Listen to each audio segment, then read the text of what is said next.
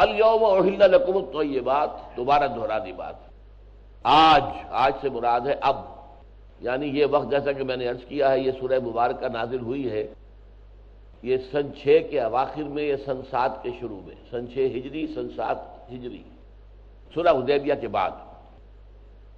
اور اس میں جو شریعت محمدی ہے اعلیٰ صاحب الصلاۃ والسلام، اس کے جو تکمیلی احکام ہیں وہ دیے گئے ہیں. لہذا یہاں پھر فرمایا الیوم احل لکم الطیبات، آج کے دن یا اب تمہارے لیے تمام پاکیزہ چیزیں حلال کر دی گئی. یہ میں پہلے بیان کر چکا ہوں طیبات سے مراد کیا ہے. اگر کوئی شے قرآن مجید کی نص، کسی حدیث کی نص کی روح سے حرام شے ہے تو اس کے ذیل میں جو چیزیں آ جائیں گی، اسی کی قسم کی جو چیزیں ہوں گی وہ حرام ہوں گی، وہ طیبات نہیں ہیں.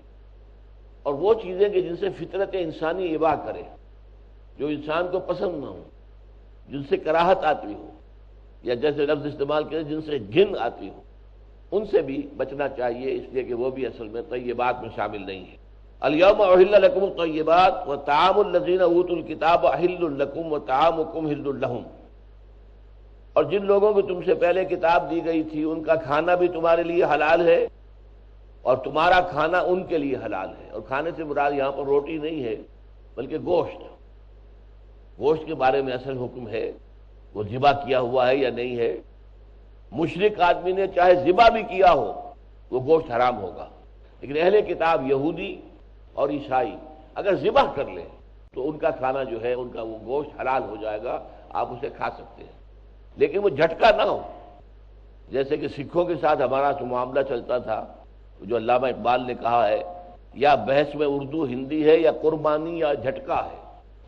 قربانی میں ذبح کرتے ہوئے گردن کے صرف یہ نرم حصے جو ہے کاٹے جاتے ہیں تاکہ جو بڑی وینز ہیں، بڑی شریانیں ہیں وہ کٹ جائیں اور میکسیمم بلڈ جو ہے وہ جسم میں سے نکل جائے. اور اگر آپ نے ایک ہی وار سے گردن اڑا دی تو وہ حرام مغز کا تعلق دماغ کے ساتھ کٹ گیا.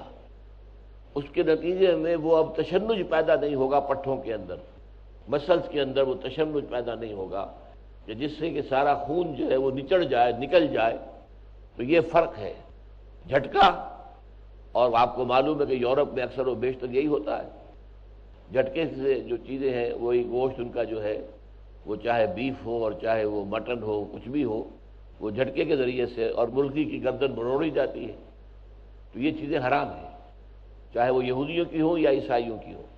لیکن یہودیہ اور عیسائی نے اگر ذبح کیا ہے، یعنی گردن کے صرف نرم حصوں کو کاٹا ہے، باقی ریڑھ کی ہڈی جو ہے وہ برقرار رہی اپنی جگہ پر، تاکہ جو اسپائنل کارڈ اس کے اندر ہے، حرام مغز، اس کا دماغ کے ساتھ رشتہ قائم رہے اور تشنج پیدا ہو. جیسے کہ آپ دیکھتے ہیں جب ذبح کرتے ہیں جانور کو عید الاضحیٰ کے دن، تو پھر جانور جو ہے وہ ہاتھ پاؤں مارتا ہے بری طرح، اس کے اندر تشنج پیدا ہوتا ہے.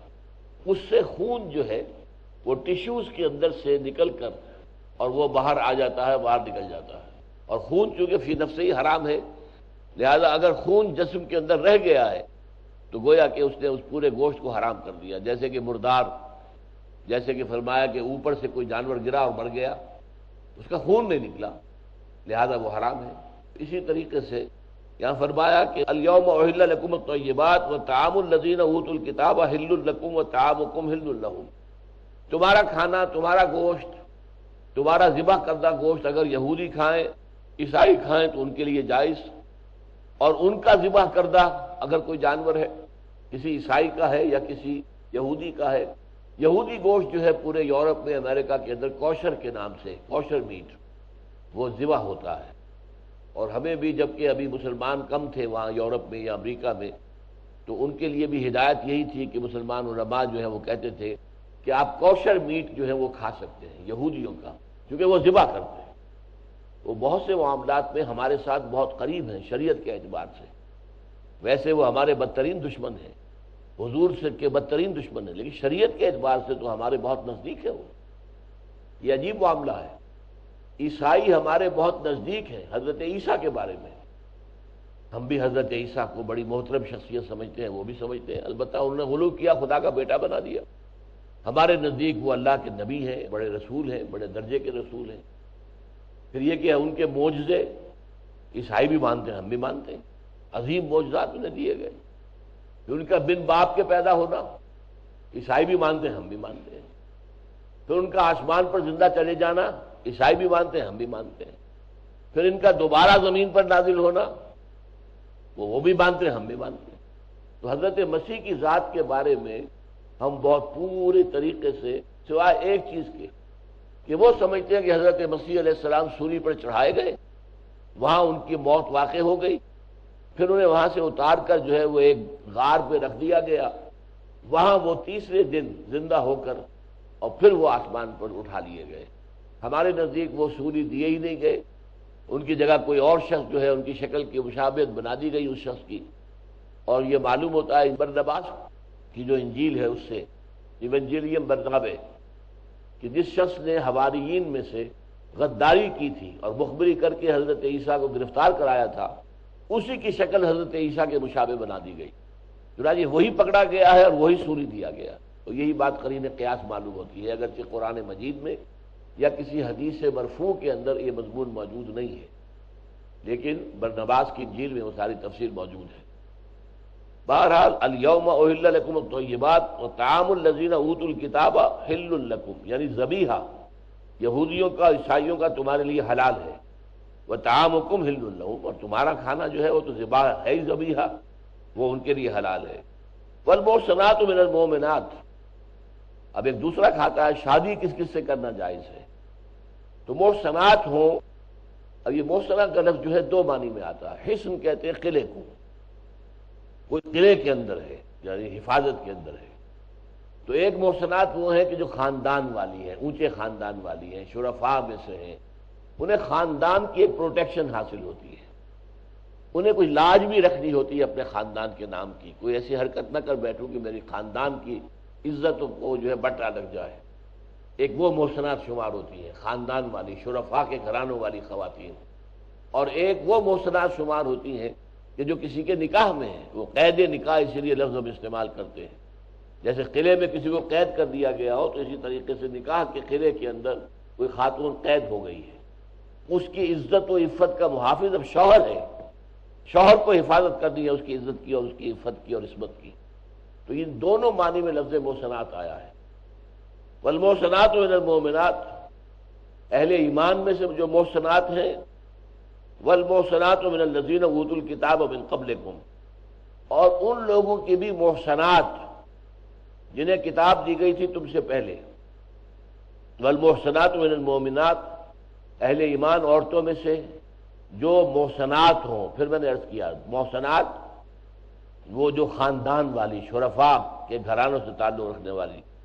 والمحسنات من الذین اوتوا الکتاب من قبلکم، اور محسنات ان میں سے بھی کہ جنہیں کتاب دی گئی تھی تم سے قبل، وہ تمہارے لیے حلال ہے۔ تو اہل کتاب کی خواتین سے شادی کرنے کی جو اجازت یہاں دی گئی ہے اس کے بارے میں مختلف آراء ہیں۔ حضرت ابن عباس رضی اللہ تعالیٰ عنہ کی رائے یہ ہے، عنہما کہنا چاہیے، ابن عباس، عبداللہ ابن عباس رضی اللہ تعالیٰ عنہما، حبر الامہ، حضور نے فرمایا کہ یہ بہت بڑے عالم ہیں، اللہم فقہہ فی الدین وعلم التاویل، خاص دعا کی ہے اللہ اس نوجوان کو دین کا فہم عطا فرما، تفقہ عطا فرما، اور قرآن مجید کی تعویل اور تفسیر کا علم انہیں عطا فرما۔ وہ کہتے ہیں کہ یہ اجازت جو ہے یہودی اور عیسائی عورتوں سے نکاح کی، یہ صرف ان یہودیوں اور عیسائیوں کی عورتوں سے نکاح کی اجازت ہے کہ جو دارالاسلام میں رہتے ہوں، مسلمان ملک میں رہتے ہوں اور ذمہ بن کر رہتے ہوں۔ یہ رائے جو ہے میرے نزدیک بہت قوی ہے، میں بعد میں عرض کروں گا تفصیل کے ساتھ کہ ان کی رائے تو واضح ہے کہ یہ اجازت جو ہے، اگرچہ قرآن مجید میں کوئی الفاظ نہیں ہیں، الفاظ عام ہیں، لیکن ان کی رائے یہ ہے کہ یہ صرف جو دارالاسلام میں مسلمانوں کی حکومت میں رہنے والے یہودی ہوں، عیسائی ہوں، ان کی جو خواتین ہیں، لڑکیاں ہیں، ان سے شادی کرنے کی اجازت ہے۔ احناف یہ کہتے ہیں کہ غیر ممالک میں رہنے والی جو ہیں عورتیں، یہودی اور نصرانی، ان سے بھی اجازت تو ہے، اس لیے کہ قرآن نے کوئی تحدید نہیں کی ہے، لیکن مکروہ ہے۔ یہ مکروہ کیوں ہے؟ اصل میں اس کو سمجھ لیجئے کہ ظاہر بات ہے کہ آپ نے شادی کی کسی یہودی سے، یہودن سے یا عیسائی عورت سے، تو اب عام لحاظ کیا ہے کہ مرد غالب ہوتا ہے، عورت مغلوب ہوتی ہے۔ الرجال قوامون علی النساء، سورہ نساء میں ہم پڑھ چکے ہیں، مرد حاکم ہیں عورتوں پر۔ لیکن جب صورتحال یہ ہو جائے کہ آپ محکوم ہو اور کوئی دوسری قوم جو ہے عیسائی یہودی آپ پر حاکم ہوں، اب امریکہ میں جا کر آباد ہوئے ہیں تو وہاں تو حاکم تو عیسائی ہیں، آپ تو محکوم کی حیثیت رکھتے ہیں، آپ کی تو پوزیشن جو ہے وہ نہیں ہے جو عیسائیوں کی ہے، لہذا وہ بیلنس ختم ہو گیا۔ لہذا عیسائی عورت سے آپ کو نکاح کرنے کی اجازت ہے، کسی عیسائی مرد سے مسلمان عورت کا نکاح جائز نہیں ہے، اس لیے کہ مرد کو غالب سمجھا جاتا ہے، عورت جو ہے مغلوب ہے۔ مرد مؤثر ہوگا، اثر انداز ہوگا عورت پر، عورت متاثر ہوگی مرد سے، لیکن یہ کہ اگر صورت یہ ہو کہ عورت جو ہے وہ حاکم قوم سے ہے اور مرد محکوم قوم سے ہے تو صورتحال برعکس ہو جائے گی۔ چنانچہ بہت سی شادیاں جو امریکہ وغیرہ میں ہوئی ہیں، مسلمانوں نے وہاں لوکل عیسائی خواتین سے، لڑکیوں سے شادیاں کی ہیں، انجام بہت برا ہوا ہے، بہت برا ہوا اکثر و بیشتر۔ نمبر ایک تو یہ کہ اولاد کا جھگڑا پڑ جاتا ہے، اولاد مسلمان ہوگی کہ عیسائی ہوگی، اور ظاہر بات ہے کہ اولاد پر جتنا اثر ماں کا ہو سکتا ہے باپ کا تو ہو ہی نہیں سکتا۔ باپ نے تو صبح نکل جانا ہے اور شام کو رات گئے آنا ہے۔ اقرأ وخيا ورتل القرآن۔ 20 سے زائد علماء کرام نظر آئیں گے، ایک ساتھ ایک پلیٹ فارم، پیس ٹی وی پر۔ آج بھی ہو جو براہیم سے ایمان پیدا، آگ کٹ سکتی ہے گلستان پیدا۔ جن کا مقصد، جن کی کوشش کہ اللہ کے بندوں تک اللہ کا پیغام پہنچایا جائے، اسی سے دنیا میں امن و امان قائم ہو سکتا ہے۔ ایسے ہی لوگوں کے لیے امن و سلامتی اور شانتی، اور یہ لوگ ہدایت پر ہیں۔ ہدایت اور نجات کی راہ بتانا، پیار رسول کی نصیحت، پیار رسول کی وصیت، اسلام ساری دنیا کے اندر امن و چین قائم کرنے کے لیے آیا ہے۔ اس کے مطابق ہم اپنی زندگی کو بنائیں کہ مسلمانوں تم جنت میں داخل نہیں ہو سکتے جب تک ایمان والے نہ ہو جاؤ۔ حق اور انصاف کی راہ پر لانا، ہماری پریشانیوں کا علاج قرآن اور سنت ہے جو اللہ تعالیٰ کا پیغام ہے۔ عبادات اتنی آسان دنیا کے کسی مذہب میں نہیں۔ محبت اور امن کی راہ پر چلانا، محمد رسول اللہ صلی اللہ علیہ وسلم کے نقش قدم پہ چلیں۔ قیامت تک آپ کی سنت، آپ کی شریعت قابل عمل ہے، واجب العمل۔ ہر مسلمان کا فرض ہے کہ وہ اسلام کا پیغام دوسروں تک پہنچائے۔ کیونکہ اسلام کا ہر سبق، ہر قانون عام کرتا ہے محبت کا چلن، راہ امن۔ ہر پیر سے سنیچر رات 7:30 بجے اور دوبارہ صبح 11:30 بجے انڈیا میں پیس ٹی وی اردو پر۔ جھوٹ کا اندھیرا کتنا ہی گہرا کیوں نہ ہو، سچائی کی ایک کرن سے مٹا دینے کے لیے کافی ہے۔ ہر پہلو، ہر نظریہ، ہر نقطہ سچ کا، ہر دم، ہر پل، ہر لمحہ سچ کو پیش کرنے کی جستجو۔ آئیے میرے ساتھ اور حق کو جانیے۔ عالم انسانیت کے لیے سچائی کی روشنی۔ ڈاکٹر ذاکر نائک پیش کریں گے اظہار حق۔ اگلا پروگرام پیس ٹی وی اردو پر۔ اقرأ وخيا ورتل القرآن۔ اس کے اندر ایک بڑا عجیب سا نکتہ پیدا کیا ہے ڈاکٹر ذاکر نائک نے، خوبصورت انداز ہے یہ کہنے کی باتیں، اس لیے کہ آپ عیسائیوں اور یہودیوں کے مجمع میں جب بات کریں گے تو جو دلیل میں دے رہا ہوں وہ دلیل تو انہیں کڑوی لگے گی، لیکن جو انہوں نے بات کہی ہے وہ واقعتاً انہیں میٹھی لگے گی کہ اگر کوئی عیسائی یا یہودی عورت مسلمان کے گھر میں آتی ہے تو اس مسلمان کے گھر میں حضرت عیسیٰ کا ذکر بھی ہوگا تو احترام سے ہوگا، حضرت موسیٰ کا ذکر ہوگا تو احترام سے ہوگا، اس کے جذبات کو کوئی ٹھیس نہیں پہنچے گی۔ جو عیسائی ہے یا یہودی ہے، جب حضرت موسیٰ کا احترام کیا جا رہا ہے مسلمان کے گھرانے میں اور حضرت عیسیٰ کا احترام ہو رہا ہے تو اس کے جذبات کو ٹھیس نہیں لگے گی۔ لیکن مسلمان عورت اگر گئی عیسائی کے گھر میں یا یہودی کے گھر میں تو وہ تو حضور کا ذکر کریں گے، جھوٹا، یہ بنا ہوا بناوٹی قسم کا نبی، یہ نبی تو نہیں مانتے ہو۔ لہذا مسلمان عورت کے دل پر ٹھیس لگے گی، صدمہ پہنچے گا، اس کے جذبات جو ہے مجروح ہوں گے۔ اس لیے مسلمان عورتوں کو یہودی یا عیسائی مردوں سے نکاح کی اجازت نہیں ہے، مسلمان مردوں کو یہودی یا عیسائی عورتوں سے نکاح کرنے کی اجازت ہے، اگرچہ میں کہہ چکا ہوں کہ حضرت ابن عباس کے نزدیک یہ صرف ذمی جو یہودی اور عیسائی اسلامی مملکت میں رہتے ہوں ان کی خواتین کے بارے میں اجازت ہے۔ احناف جو ہیں ابو حنیفہ رحمۃ اللہ علیہ اور ان کے ساتھی، ان کی رائے یہ کہ نہیں، اجازت عام ہے، البتہ ان سے نکاح کرنا دارالحرب یا دارالکفر کی خواتین جو ہے عیسائی اور یہودی مکروہ ہے۔ لیکن ایک رائے اور بھی ہے بعض حضرات کی کہ یہ الفاظ عام ہیں تو عام ہی رہیں گے، ہر حال میں، ہر وقت، ہر ماحول میں ایک مسلمان کے لیے جائز ہے کہ وہ یہودی عورت سے نکاح کرے یا عیسائی عورت سے، تو یہ تیسری رائے بھی موجود ہے۔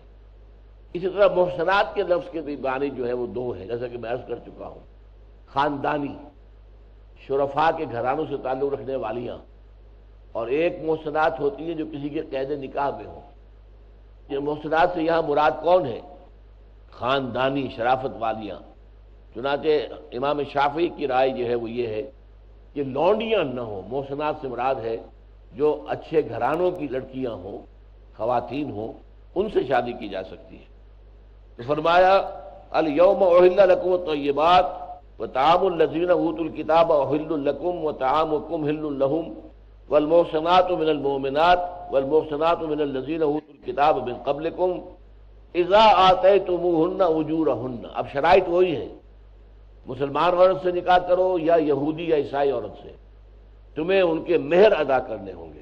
جب تم نے ان کو دے دیے، ان کے حوالے کر دیے ان کے مہر، محسنین، اب وہ لفظ محسن آ گیا، انہیں اپنی نکاح کی قید میں لینے کے لیے، یعنی ان کو حفاظت میں لینا، ان کی عزت اور عصمت اور عفت کی حفاظت اب تمہارے ذمے ہے۔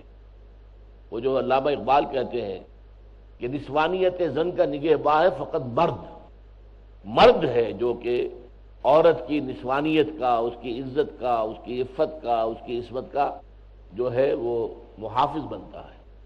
تو اس اعتبار سے نسوانیت زن کا نگہباں ہے فقط مرد، نہ پردہ نہ تعلیم، نئی ہو کہ پرانی، یعنی تعلیم والیم سے بات نہیں بنتی، بلکہ عورت کی عصمت و عفت جو ہے وہ تو وہ شوہر جو ہے جس کے قید نکاح میں وہ ہے، وہ اگر واقعتاً غالب ہے اور وہ اپنے گھر میں واقعی قوام ہے اور اس کی جو ہے حکومت وہاں قائم ہے، تبھی عورت کی جو ہے عصمت و عفت جو ہے وہ محفوظ رہ سکے گی۔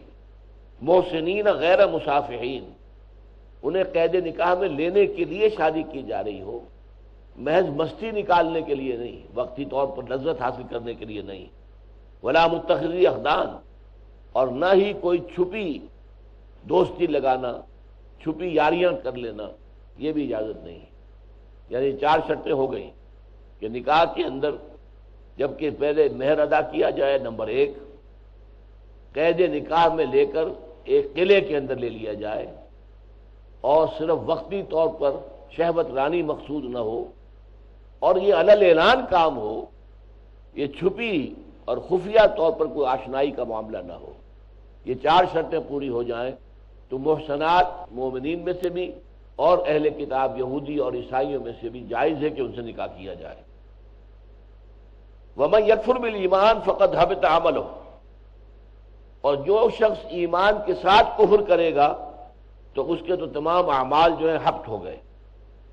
اس سے مراد کیا ہے؟ ایمان کے ساتھ کفر، ایک رائے یہ کہ اس سے مراد اہل کتاب ہے۔ اہل کتاب ایمان رکھتے ہیں تورات پر، یا عیسائی ایمان رکھتے ہیں انجیل پر، لیکن قرآن کو نہیں مانتے، تو ایک پہلو سے مومن ہو گئے، ایک پہلو سے کافر ہو گئے۔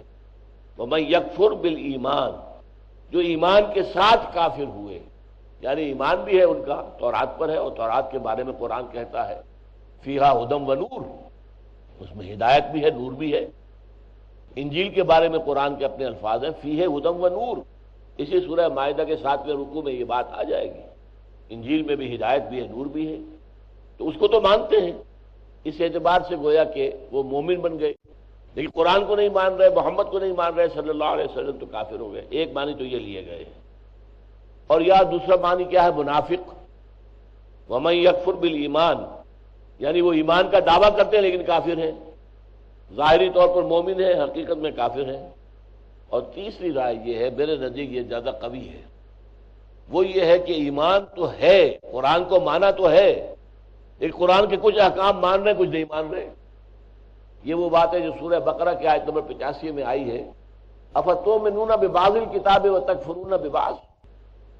تو اے تورات اور انجیل کے ماننے والوں، اور اسی پر قیاس کیجئے اے قرآن کے ماننے والوں، کیا تم ہماری کتاب اور شریعت کے ایک حصے کو مانتے اور ایک کو نہیں مانتے؟ ہم نے نماز فرض کی، تم نماز پڑھتے ہو، ہم نے رمضان کے روزے فرض کیے، تم رمضان کے روزے رکھتے ہو، لیکن ہم نے سود حرام کیا، اس سے باز نہیں آتے، ہم نے رشوت حرام کی ہے، وہ تم لے رہے ہو، لہذا گویا کہ تم نے شریعت کے ایک حصے کو مانا اور ایک کا انکار کیا۔ افتؤمنون ببعض الکتاب وتکفرون ببعض، تو کیا تم ہماری کتاب کے ایک حصے پر ایمان رکھتے ہو اور ایک کا انکار کرتے ہو؟ فما جزاء من يفعل ذلك منكم الا خزي في الحیاۃ الدنیا، تو جو کوئی بھی تم میں سے یہ روش اختیار کرے گا اس کی سزا اس کے سوا کچھ نہیں ہے کہ دنیا میں ذلیل و خوار کر دیے جائیں، وَيَوْمَ الْقِيَامَةِ يُرَدُّونَ إِلَىٰ أَشَدِّ الْعَذَابِ، اور قیامت کے دن انہیں شدید ترین عذاب میں جھونک دیا جائے۔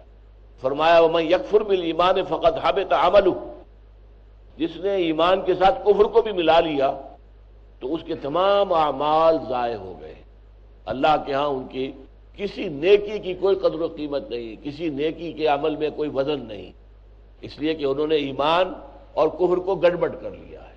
وَهُوَ فِي الْآخِرَةِ مِنَ الْخَاسِرِينَ، اور وہ آخرت میں ہوں گے بہت گھاٹا پانے والوں میں سے، خسارہ پانے والوں میں سے، ناکام رہ جانے والوں میں سے، تباہ و برباد ہو جانے والوں میں سے۔ اب اس کے بعد وضو کا حکم آ رہا ہے۔ یا ایھا الذین آمنوا اذا قمتم من الصلاۃ، اہل ایمان جب تم کھڑے ہو نماز کی طرف۔ اب یہ قامہ الی، کسی کام کے لیے کھڑے ہونا، متوجہ ہونا کسی کام کی طرف۔ اب یہ قامہ جو ہے کتنے معنوں میں آتا ہے؟ قامہ علی، جو کسی کے اوپر مسلط ہو جانا، قامہ علی، الرجال قوامون علی النساء، مرد جو ہے عورتوں کے اوپر حاکم ہے۔ قامہ الی، قامہ الی ہے کسی کام کے لیے کھڑے ہو جانا، کمر کس لینا، ارادہ کر لینا۔ اذا قمتم الی الصلاۃ، جب تو نماز کے لیے کھڑے ہو جاؤ، تمہارا ارادہ ہو نماز پڑھنے کا، فاغسلوا وجوہکم وایدیکم الی المرافق، تو تم دھو لیا کرو اپنے چہروں کو بھی اور اپنے ہاتھوں کو بھی کوہنیوں تک۔ الی المرافق، یہ کوہنیاں ہیں، یہاں تک ہاتھوں کو دھویا جائے، اور اس میں پہلے سے مقدر ہے کہ پہلے ہاتھ دھو لیے جائیں گے، اس لیے کہ پہلے ہاتھ، جس سے کہ باقی جسم کو دھونا ہے پہلے ان کو پاک کیا جائے، تبھی تو پھر چہرے کو ہم نے دھونا ہے تو وہ پاک ہاتھ ہوں۔ آپ نے اگر ہاتھوں کو دھونا ہے تو آپ کے ہاتھ پاک ہونے چاہیے، لہذا پہلے ہاتھ، لیکن اس کا یہاں ذکر نہیں کیا گیا، بلکہ ذکر کیا کیا گیا؟ فاغسلوا وجوہکم وایدیکم الی المرافق، یہ تو ہمارے نزدیک متفق علیہ شے ہو گئی۔ وامسحوا برؤوسکم وارجلکم الی الکعبین، اب یہاں پر ذرا دقت ہے، ارجلکم، ارجلکم، یہ دونوں جو ہے قرأتیں موجود ہیں۔ ارجلکم کے ساتھ اگر معاملہ ہو تو وہ امسحوا کے ساتھ ہو جائے گا، مسح کر لیا کرو سروں پر اور پیروں پر، اگر ارجلکم پڑھے۔ یہ ہے معاملہ اہل تشیع کا۔